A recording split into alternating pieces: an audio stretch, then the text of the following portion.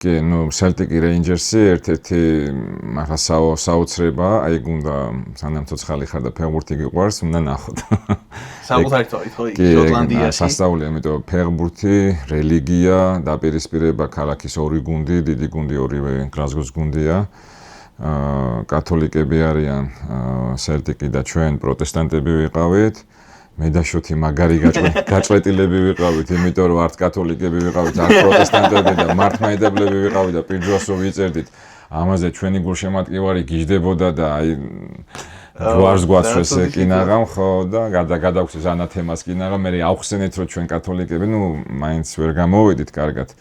ასე რომ აი ძალიან დიდი ისა აქვთ მან და მაგრამ ბოლო პერიოდში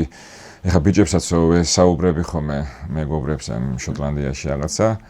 აი ფერგუსონსაც ბოლოს სანამ წვრთნელი გახდებოდა რეინჯერსის შარშან წინ იყო რაღაც ცოტა ხანი ხო კაპიტანი იყო ჩვენი რა ეს ფერგუსონი და ერთ-ერთი ესეთი ტიპი იყო რა როგორც როიკინი იყო მაგარი გამყრელი მანჩესტერში ესეთი ტიპი იყო და Celtic-ის ფეხბურთი რო წაიქცეოდა ხელს ანუ წამოყენების უფლება არ ქონდა ანუ ხომ მივხვდით რა დონეზე ხო ანუ გადადიოდა უკვე არამატო კი ანუ ამხან არანაირი friendly არ უნდა ყოფილიყო